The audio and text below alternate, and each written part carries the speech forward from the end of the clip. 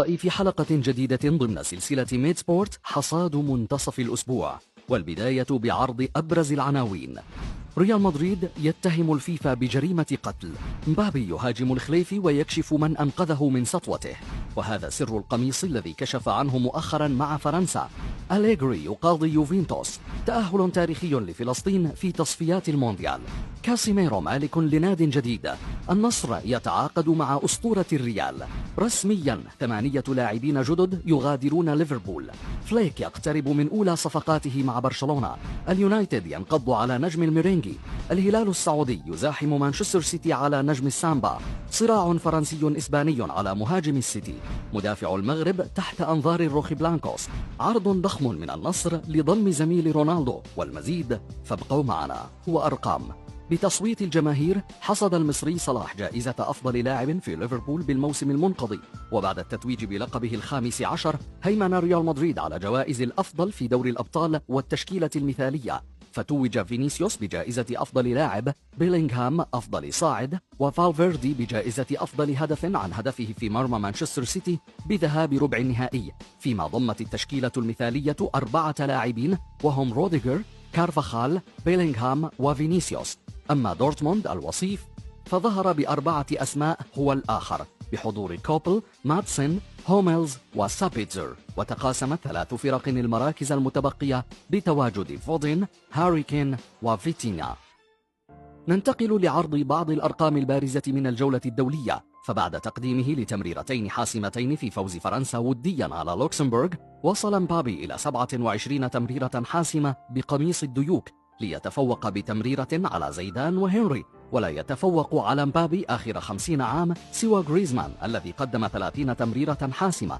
وأحرز أويارزابال الهاتريك الأول في مسيرته الاحترافية في مواجهة بلاده إسبانيا وديا ضد أندورا، وعقب تعادله سلبيا أمام منتخب لبنان اقتنص منتخب فلسطين رسميا بطاقة التأهل لنهائيات كأس آسيا 2027، كما بلغ الدور الثالث من التصفيات الآسيوية المؤهلة لكأس العالم 2026 لأول مرة في تاريخه.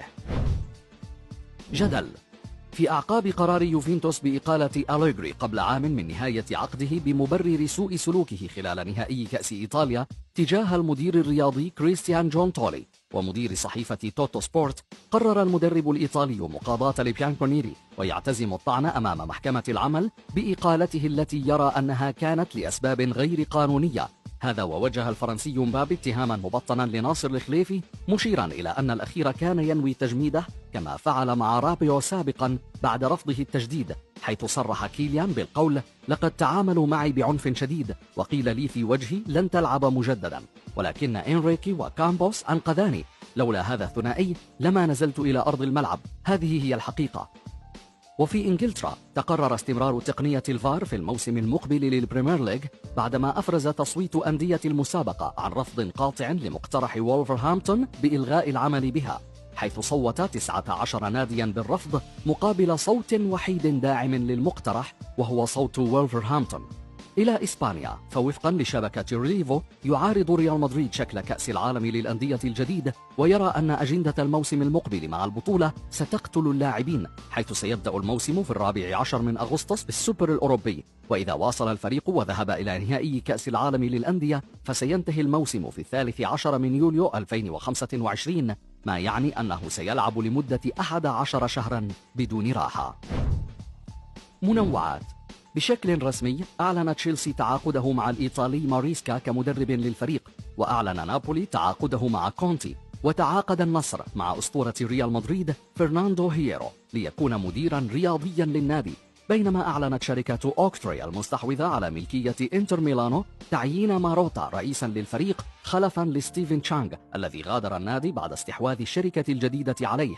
وأكد الاتحاد البرتغالي استبعاد أوتافيو لاعب النصر السعودي من قائمة اليورو بعد إصابته، مع استدعاء ماتيوس نونيز لاعب مانشستر سيتي لتعويضه، كما تم استبعاد ماغواير وغريليتش من قائمة إنجلترا لليورو، فيما انضم كاسيميرو لمجلس إدارة نادي ماربيلا اف سي بعدما أصبح أحد المساهمين في الفريق الصاعد حديثا لدور الدرجة الثالثة بإسبانيا. وبعد إعلان انضمام مبابي للريال لن يتمكن الأخير من تقديم اللاعب بقميص عليه اسمه حتى نهاية الشهر بسبب حقوق الصور وبنود عقده الذي ينتهي مع باريس بنهاية يونيو. ويرتقب أن يكون أول ظهور للفرنسي بكأس السوبر الأوروبي ضد أتلانتا في منتصف أغسطس.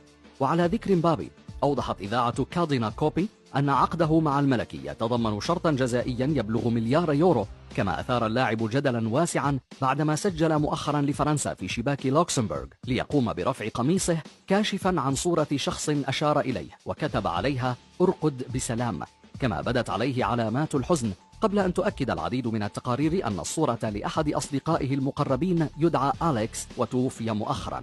وفي أخبار أخرى، توقع الفرنسي بنزيما في لقاء صحفي أن يلتقي المغرب والجزائر في نهائي كأس إفريقيا 2025، وأصدر الكاف بيانا نفى خلاله أخبار تأجيل موعد البطولة من صيف 2025 إلى يناير 2026، كما أثير مؤخرا في تصريح منسوب لسكرتير عام الاتحاد الأفريقي أكد فيه أن الاتحاد استقر على تأجيل البطولة بسبب تعارض المواعيد مع النسخة الأولى لمونديال الأندية بشكله الجديد، حيث قال الكاف في بيانه أنها أخبار خاطئة، وأنه سيجتمع لاتخاذ قرار بشأن مواعيد الكان بالعام المقبل. وأكدت بعض التقارير أن النمساوي آلابا الذي يغيب عن اليورو بداعي الإصابة سيتواجد ضمن الطاقم الفني لمنتخب بلاده.